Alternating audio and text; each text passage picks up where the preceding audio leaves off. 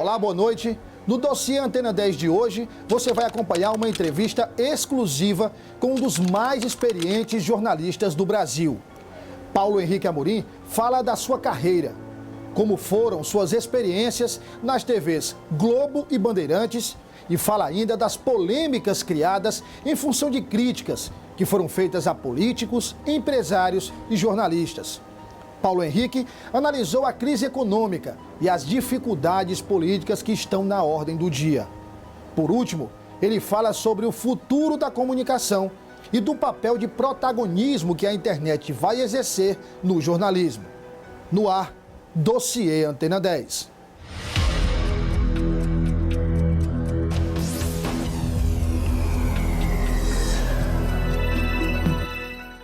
A carreira do jornalista Paulo Henrique Amorim começou no jornal À Noite.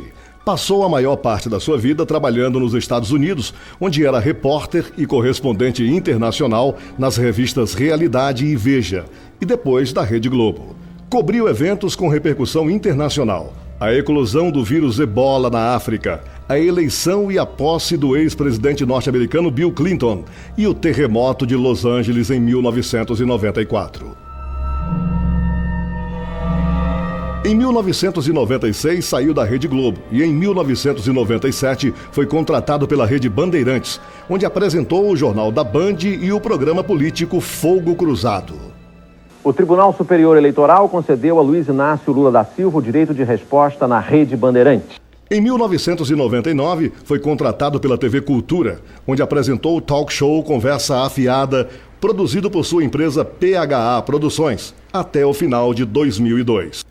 Em 2003, foi contratado pela Rede Record, onde apresentou o Jornal da Record, segunda edição, e o Edição de Notícias. De 2004 até o final de janeiro de 2006, passou a apresentar a revista eletrônica Tudo a Ver.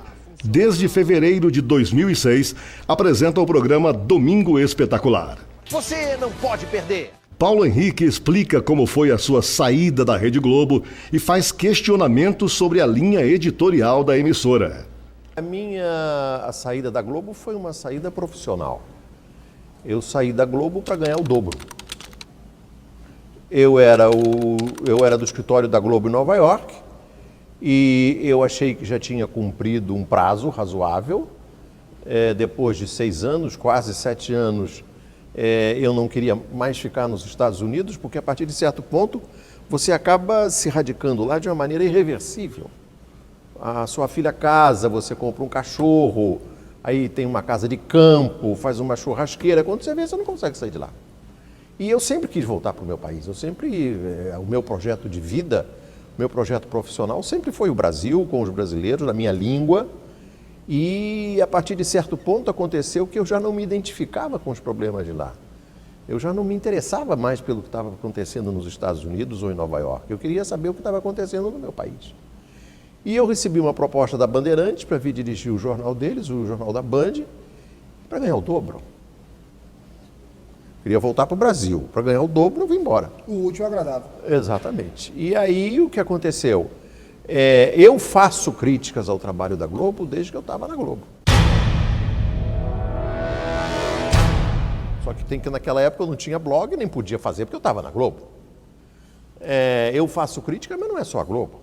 E no caso específico da Bandeirantes? Olha, a Bandeirantes foi... Foi intervenção da direção da TV? Foi.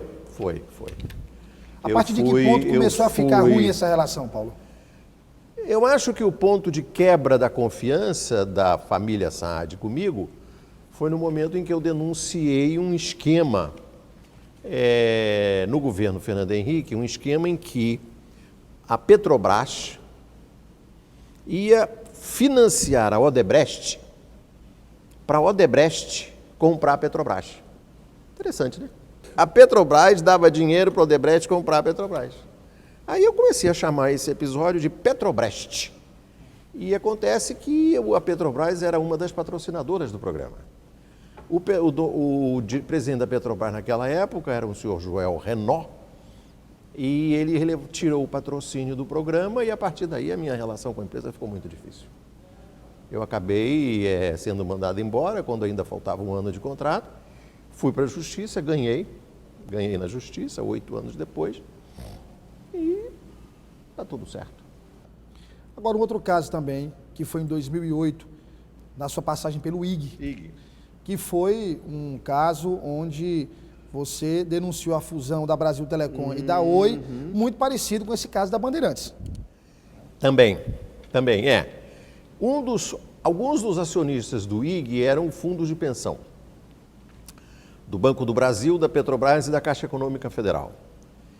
Esses fundos de pensão tinham interesses na Brasil Telecom.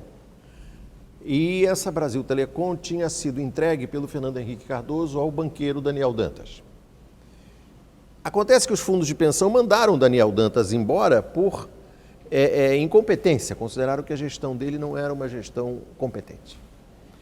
E então eu me senti à vontade para criticar o papel do Daniel Dantas, que, na minha opinião, é responsável por alguns dos problemas mais graves que o Brasil atravessa até hoje. E devo dizer que ele tem 20 processos contra mim na justiça, aproximadamente 20, eu já perdi a conta, e ele perde invariavelmente porque eu ganho até, inclusive, no Supremo Tribunal Federal. Votos históricos e antológicos dos ministros Celso de Mello e Ricardo Lewandowski a meu favor. Aí acontece que houve, por uma conjunção de interesses não muito límpidos na minha visão, a fusão da Brasil Telecom com a Oi. Eu passei a denunciar essa fusão e, por causa dessa fusão, me mandaram embora do IG. O que foi muito bom, porque me permitiu eu sair de um portal e criar o meu próprio espaço na internet, que é o que eu tenho hoje, é o espaço do Conversa Fiada, onde, modestamente, eu tenho entre 7 e 8 milhões de páginas vistas mês, 200, 300 mil visitantes únicos, e lá eu faço o que eu bem entendo, né? Porque eu sou o dono, né? E aí eu digo o que eu penso. Não tem interferência. Não tem interferência, não tem. Você disse agora há pouco que o Daniel Dantas é responsável por alguns dos graves problemas que o Brasil enfrenta hoje. Por exemplo, o Daniel Dantas, ele arquitetou essa operação da fusão da Brasil Telecom com a Oi de uma maneira totalmente irregular. O governo Lula precisou mudar a legislação a fórceps para permitir essa fusão. E essa fusão resultou numa série de atividades ilegais, flagradas na Operação Satyagraha. A Operação Satyagraha está provisoriamente soterrada por decisões do STJ e do Supremo Tribunal Federal.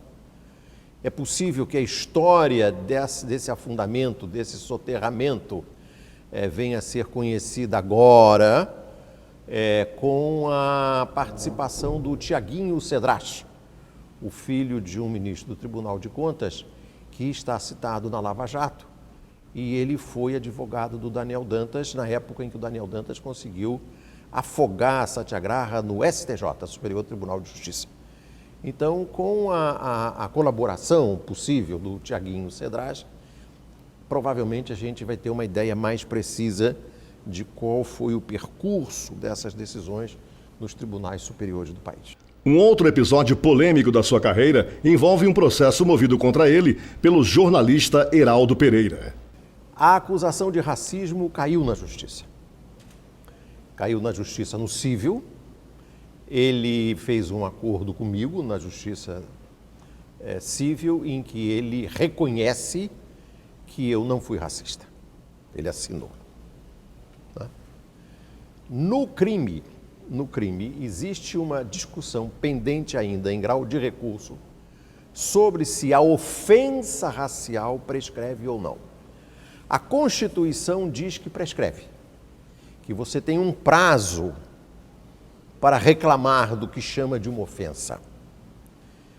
Ele perdeu o prazo. Você não pode chegar hoje aqui e dizer, em 1938, o João da Silva, lá quando jogava bola comigo, me chamou disso, disso, disso. Não, não pode. Você tem que ter um prazo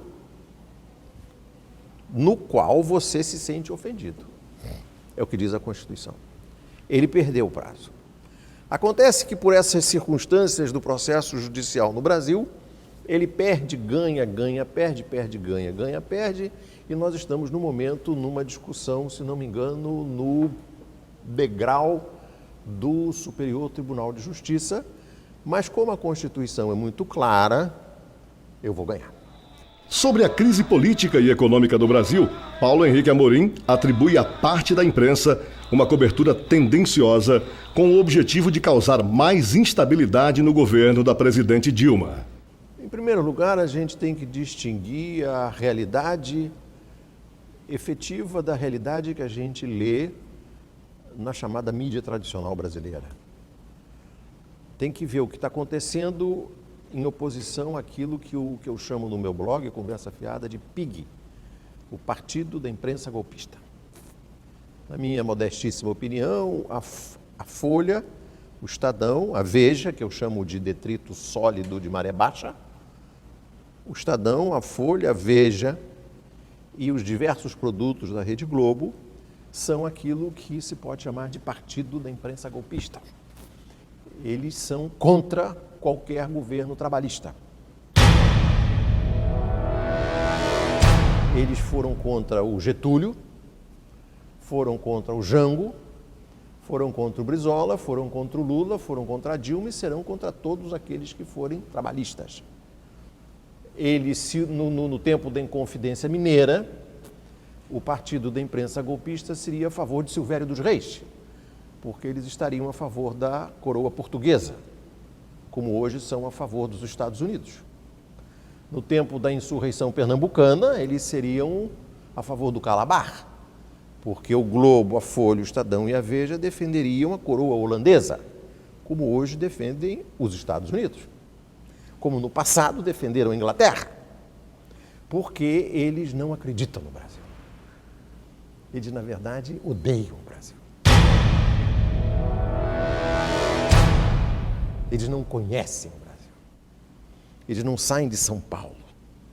O PIG vive num casulo, numa caverna, que fica em São Paulo, nos bairros nobres de São Paulo, porque eles não entram lá nos bairros pobres, Brasília e a Zona Sul do Rio. Esse é o triângulo do PIG.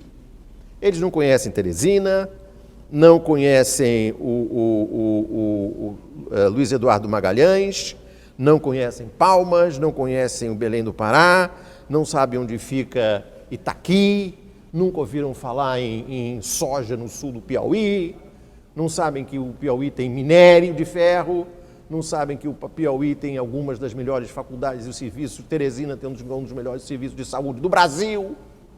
Não sabem. Não sabem. Onde é que fica Teresina? Não sabe. Não sabe, eles não sabem. Não conhecem o Brasil. Eles odeiam o Brasil. Eles querem entregar o Brasil para a metrópole. Porque eles acham que eles são os melhores correspondentes da metrópole no Brasil.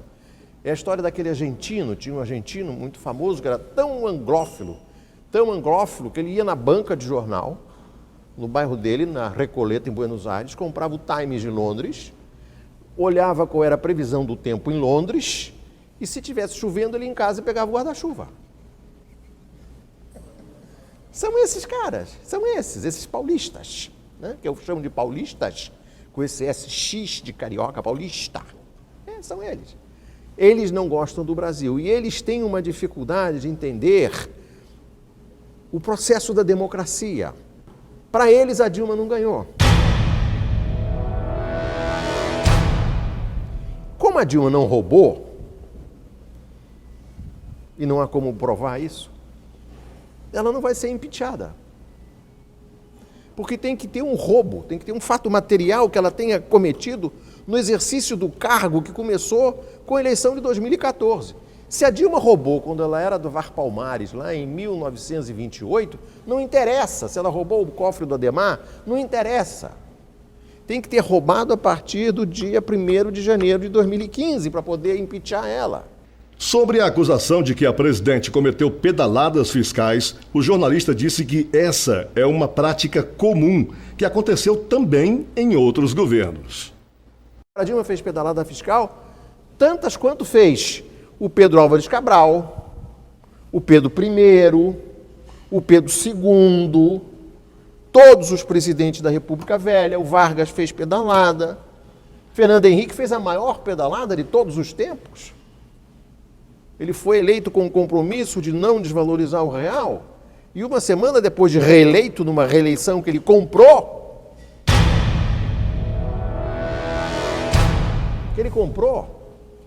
o deputado federal do Acre valia R$200 mil em grana viva. Disse o deputado federal do Acre. Eu recebi R$200 mil de grana viva. Uma semana depois de comprar a reeleição, ele desvalorizou o real. Isso é uma pedalada. Agora, vai impeachar ela por quê? Nós estamos vivendo uma situação muito interessante. O presidente do Bradesco, Luiz Carlos Trabuco Cap, ele é presidente de um banquinho, um banco que tem alguma expressão. Se a gente sair pelas ruas do Brasil, vai encontrar uma aqui, outra acolá, agência do Bradesco, não é isso? O Trabuco disse, escuta, chega de esculhambação, precisamos trabalhar. Essa loucura que está acontecendo agora na Câmara dos Deputados, tem um presidente da Câmara dos Deputados que foi chamado de achacador, tem um vídeo dizendo que ele é um achacador, e a gente fica agora à disposição desse camarada que vai fazer isso, vai fazer aquilo, vai mudar as regras do jogo no meio do jogo. O filho do Roberto Marinho foi à bancada do PT no Senado e disse, chega, eu preciso trabalhar, meu. Está muita confusão esse troço, virou uma esculhambação nesse país. Vamos parar com essa história de impeachment. Impeachment por quê?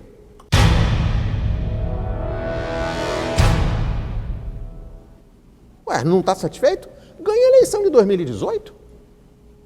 Essa que é a regra do jogo. Agora o PSDB, não. Impeachment está difícil. Vamos fazer o seguinte, vamos fazer uma nova eleição. Sim, mas como nova eleição? Está previsto na Constituição que o partido que perde tem o direito de convocar a eleição? Tá? Aquele nobre senador, o Cunha Lima, da Paraíba, não, nas ruas o povo vai ter o direito de convocar uma nova eleição. Mas onde que está isso na Constituição? Vamos lá, Constituição de 88. O povo nas ruas pode convocar uma nova eleição? Não está lá. Não está. Então vamos trabalhar, vamos ganhar dinheiro, vamos dar emprego, vamos construir hospital, vamos construir escola, vamos viajar para a Europa. Não, olha aqui, nós estamos vivendo uma situação econômica muito complicada. Mas não é uma situação econômica terminal. Não é uma situação econômica terminal. Você acha que a imagem que se passa é de uma crise profunda? Não é verdade. Não é verdade, não é verdade. Há muitos setores que estão progredindo, a agricultura está indo muito bem, a exportação está indo muito bem, os investimentos em infraestrutura estão indo muito bem. Você sabia que a transposição do Rio São Francisco já começou? Você sabia que o Ciro Gomes vai acabar a Transnordestina? Ele vai acabar. O Ciro Gomes é danado. Ele vai acabar. Ele agora é o presidente da Transnordestina, ele vai acabar com a Transnordestina. Vai trazer de Liseu Martins até Suape. Toda a soja, todo o minério, tudo que for produzido ali no meio, ele vai levar lá. E vai ter um entroncamento, sobe para Pecém no Ceará.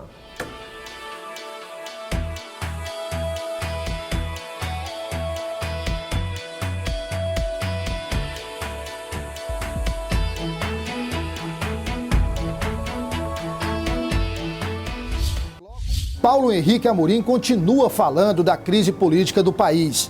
Diz que o governo tem culpa no tipo de cobertura feita pela mídia e diz que a internet se tornará o principal meio de comunicação nos próximos anos. O que é que você acha que pode ser feito, então, para que o brasileiro tenha essa noção real dessa situação? Já que você falou no PIG, do Partido da Imprensa Golpista, que insiste em passar essa situação. Aí é culpa dos governos do PT. Do seu Lula e da dona Dilma, que não fizeram uma política de divulgação e de democratização dos meios de comunicação. E isso persiste até agora. Persiste até agora, porque eles têm medo da Globo. Sabe por que não fizeram? Porque eles têm medo da Globo. Tem medo da Globo. Preferem, tem medo então, da Globo. Agora, eles achavam, o Lula... Qual foi a primeira coisa que o Lula fez depois de eleito? Na noite em que ele anunciou, e na noite em que foi anunciada a eleição do Lula em 2002, qual foi a primeira coisa que ele fez? Um domingo à noite, Ele deu uma entrevista ao vivo para o Pedro Bial no Fantástico. Na segunda... Na segunda, ele foi ancorar o Jornal Nacional com aquela moça hoje que vende salsicha. Como é que chama? Vende presunto. Fátima Bernardes. Ela agora vende salsicha, mas naquela época ela era jornalista. Não sei se ela vendia salsicha quando fazia o Jornal Nacional ou se ela vende salsicha agora, mas que ela vende salsicha, vende. Que o Lula foi ancorar o jornal com ela. Esse foi o erro, na sua opinião? Meu querido, A partir daí... eu trabalhava na Globo. Não podia ter sobe som do Lula, não podia ouvir a voz do Lula. Se o Lula falasse aramaico, grego, swahili, castelhano, o público não sabia. Porque não podia ter a voz do Lula no Jornal Nacional. Era nota coberta. O locutor, a voz do locutor ia por cima. E as imagens e pronto. E as imagens acabou. Se o Lula fosse gago, o cara não ia saber, só ia saber no horário eleitoral. Aí o cara vai lá e ancora o jornal com a Fátima Bernardes, desculpe. E a Dilma, qual foi a primeira coisa que ela fez depois de eleita? Foi fazer omelete com a Ana Maria Braga. O que foi pior.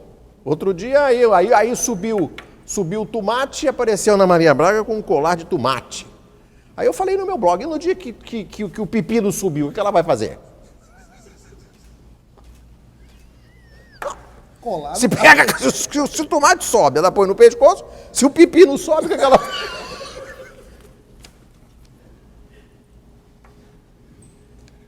É uma situação difícil. É uma situação difícil. Agora, eles não tiveram coragem, o PT não teve coragem, não teve a coragem que o Brizola teve. Precisa ir muito longe, o Requião no Paraná, sumiu o governo, o que é que ele fez? Tirou toda a verba de publicidade da Globo. você falou no Brizola e eu lembrei da história que você conta, a peleja do Brizola. Contra a fraude eleitoral.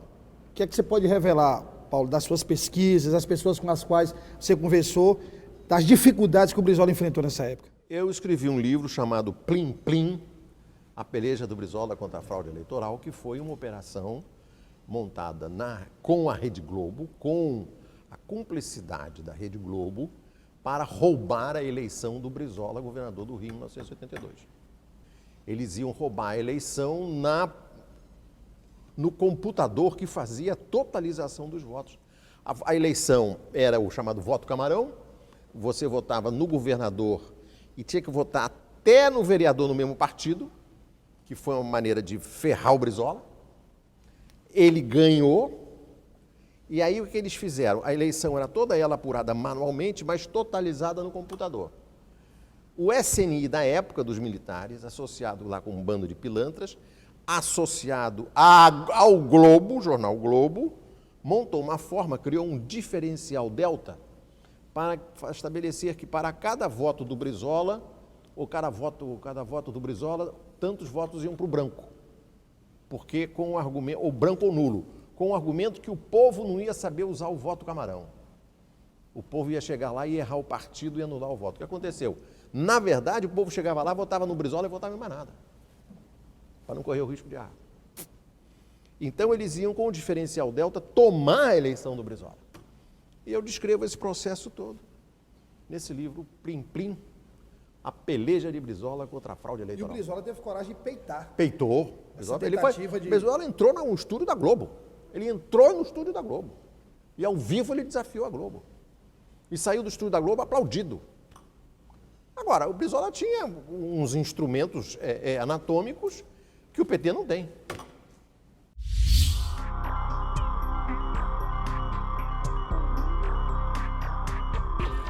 Caso não haja uma mudança de rumo, uma correção de rumo, a situação pode ficar mais grave do que já está, em relação à imagem do governo, a potencializar a crise que não existe, na sua opinião, não é tanta como se diz. Não necessariamente, Douglas, não necessariamente, porque a percepção do mercado financeiro, inclusive, é de que a situação econômica está difícil, a situação econômica pode piorar ainda, com relação a nível de atividade, com relação a emprego, que é muito grave. Mas ela já está fazendo uma curvazinha, já está para o ano que vem já está sendo previsto que a inflação vai cair para níveis razoáveis, entre 5 e 5 e pouco. O PIB não vai cair tanto, talvez cresça até alguma coisa. Entendeu? O emprego vai voltar a melhorar. A perspectiva para 2016 não é uma perspectiva de quem está na UTI. E 17, 18, porque está acontecendo agora um fenômeno que o Trabuco chama atenção para isso na entrevista dele, está começando a tocar, está começando a deslanchar o processo do investimento em infraestrutura. E, Douglas, o Brasil está fazendo, nesse momento, com essa confusão toda, o maior investimento em infraestrutura que é feito no mundo depois da China. Não é só a Transnordestina, é a conclusão da Norte-Sul, que vai descer lá de cima do Maranhão até o oeste de São Paulo. Nós vamos fazer, o Brasil vai fazer com o Peru e a China a ferrovia bioceânica. Aí diz a Miriam Leitão, mas isto é uma miragem. Miriam Leitão, você já ouviu falar, né?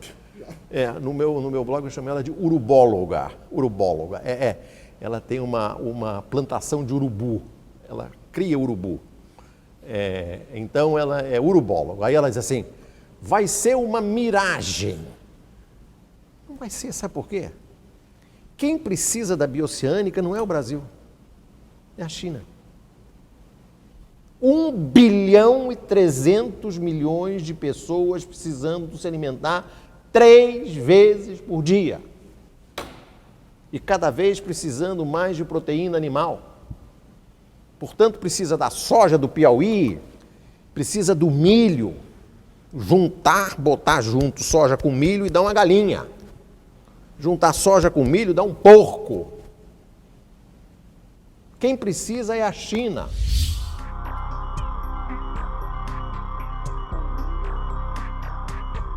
No blog, como eu já disse aqui, você usa uma linguagem diferenciada, a veia cômica, associada à realidade, essa linguagem diferente, sarcástica. Isso, sarcástica. Muita gente diz, a internet é o veículo do futuro. Não, já é realidade. Já é uma realidade. Já é.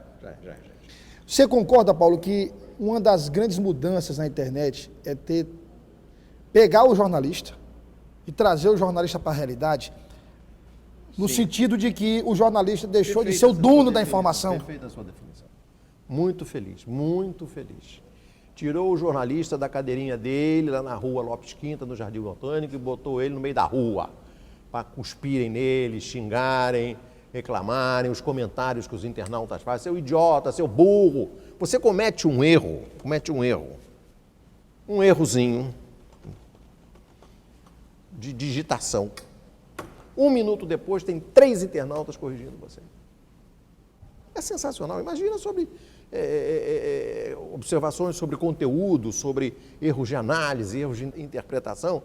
Ele vai para cima de você na hora. Vai para cima dele.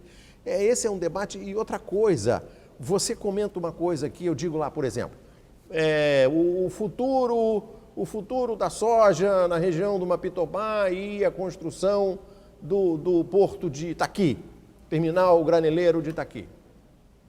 Aí vem um cara lá do Pará e diz, mas devia ter sido feito não sei o quê, porque está errado, papapá. Aí outro assim, não, está errado que devia ter sido feito, esse porto devia estar em Suape, porque o escoamento é melhor, e por aí vai. E você vira ali como se você estivesse numa praça pública. Você termina tendo um conjunto de informações que você não tinha... Claro! Não, e o volume de informação que eu recebo nos meus comentários, tem dias que eu acordo de manhã com 800, 900 comentários para moderar. A minha equipe não dá conta. A gente, às vezes, contrata freelancer para liberar comentário. Isso é fascinante. Agora, uma outra coisa muito importante, Douglas, que a gente tem que chamar a atenção, nós que somos de televisão,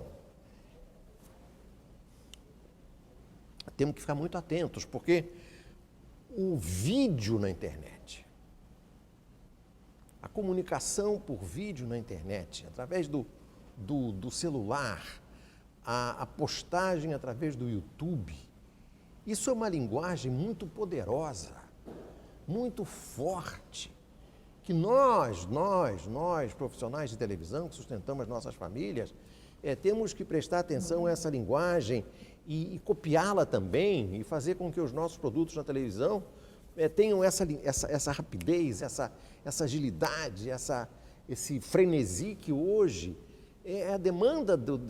Você sabe que a televisão corre um sério risco corre um sério risco de ser um produto da terceira idade. As pesquisas mostram, por exemplo, que o espectador do Silvio tem a idade do Silvio.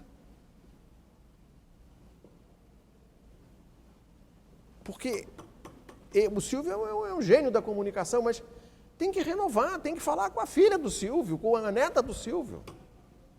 Entendeu? E isso na internet acontece. Isso acontece. Então a gente tem que fazer essa mistura, esse amálgama, para misturar as linguagens e o tom, o verbo, para chamar os caras para cá. Senão, meu filho, nós vamos virar o dinossauro da nossa geração. Um dia vem aí um negócio do espaço, acaba com a nossa espécie. Você imagina o que é ter, por exemplo, tablet. Você não gostou da minha comparação. Vamos virar passarinho. Você sabe que o dinossauro deu origem ao passarinho. Eu só não vou ser tucano, mano. Você deixou claro já. Você tem um tablet como esse, Paulo. Imagina, a partir de um tablet como esse, você consegue... Tem um mundo. Um mundo. Você grava o vídeo, você grava áudio, você digita as notícias, você alimenta o portal, alimenta o blog. Quer dizer, é um instrumento muito forte. Netflix, por exemplo. Netflix. Você sabe quantos milhões de assinantes tem a Netflix no Brasil? Em um ano? Quantos ela vem? 5 milhões. Sabe quantos empregados... Pra assistir o que quer, na hora que quer.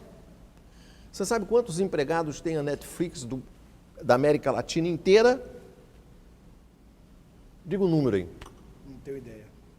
10. Esse é o número de maquiadores do William Bonner, no Jornal Nacional. Ele tem 10 maquiadores. É o número de empregados da Netflix da América Latina inteira. Agora, é duro, meu. É duro. Você acha que a gente não conseguiu entender ainda o tamanho de tudo isso? A Globo já entendeu. A Globo já entendeu.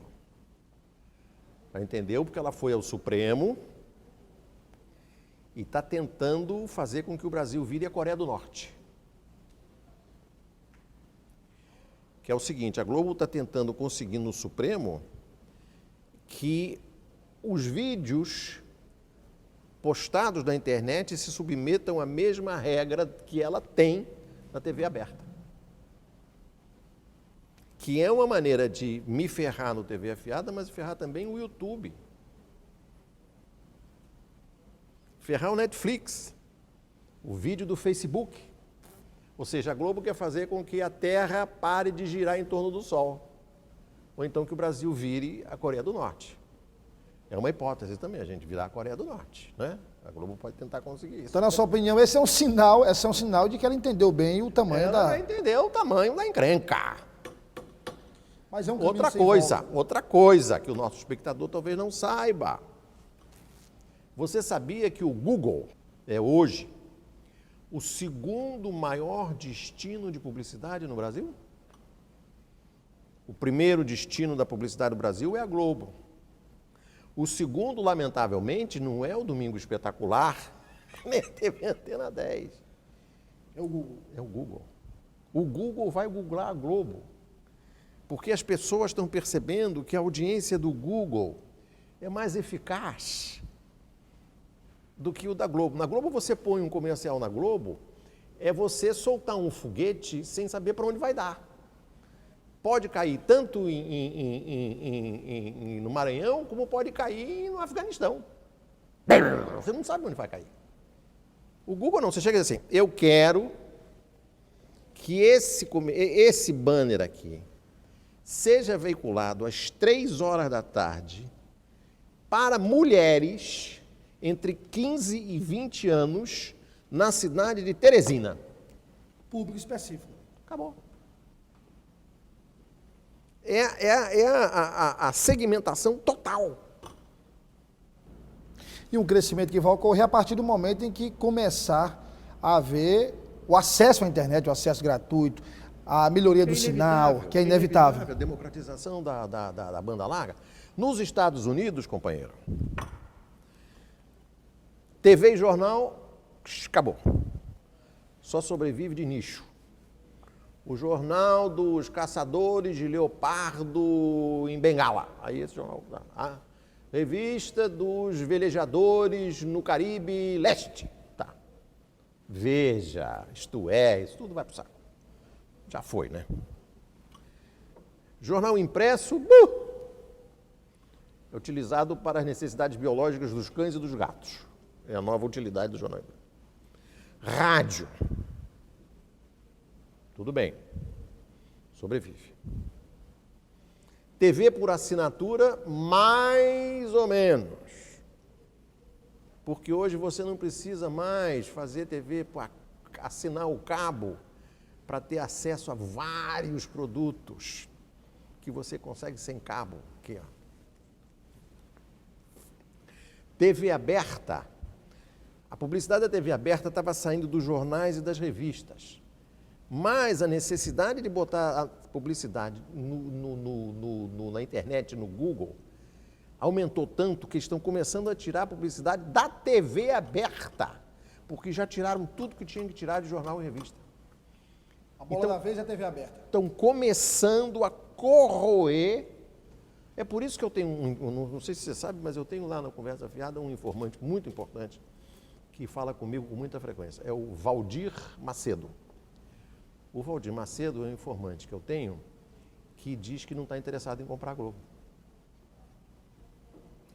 Porque a audiência da Globo não paga os custos. A audiência da Globo está desabando. Ela não tem mais como vender publicidade para pagar os seus custos com essa audiência que ela tem. Não dá para você fazer uma abertura de novela num castelo francês. Provocar uma queda da neve no Kilimanjaro. Fazer com que a Glória Pires prove 18 vestidos para escolher um. Não dá mais. 10 maquiadores para o William Bonner. Não dá, meu. Porque a audiência não paga mais. Isso é quando ela tinha uma audiência muito grande. E a publicidade dela está... Por isso que ela está em crise. E por isso que os jornalistas da Globo falam na crise. Porque a crise é da Globo. A crise é da Globo. E quem vai precisar do governo para enfrentar o Google? A Globo. É um grande prazer estar aqui no Piauí, na companhia desse grande jornalista, desse grande âncora, que é orgulho de todos nós. Muito obrigado.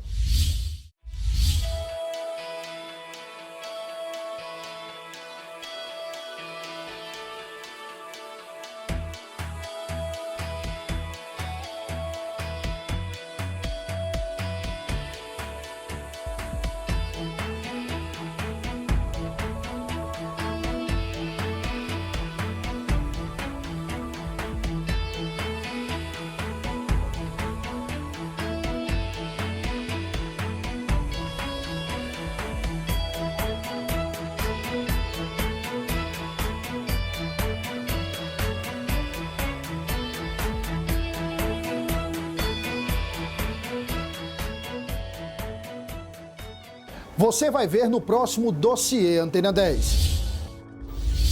Alguns comentaristas políticos, analistas políticos, acham que foi um equívoco, que se o senhor tivesse esperado o ex-governador terminar o mandato, o senhor teria ganho facilmente aquela eleição. Hoje, olhando para trás, o senhor concorda com essa análise? Concordo porque, veja, ele que teria sido o algoz virou vítima. E eu que era a vítima virei algoz. Fiquei como tendo tirado... Mas, evidentemente, houve também a ascensão do Partido dos Trabalhadores, com o presidente Lula e o governador Wellington, que já naquela época ganhou, e isso não tem dúvida nenhuma, também tem que ser considerado, e não apenas esse fato do ex-governador Monsanto. Mas foi um erro político? Considero que eu poderia, por exemplo, não ter assumido, ter renunciado e assumiria o Felipe Mendes, que era o vice. Eu entrava lá então como um enfermeiro. Num desses dias, disseram, tem um estranho lá. E você acredita que nessa época disseram, olha, o DOPS está subindo aí. Já avisaram pelo interfone. Tinha um interfone já naquela época no edifício. E o senhor foi ex-presidente?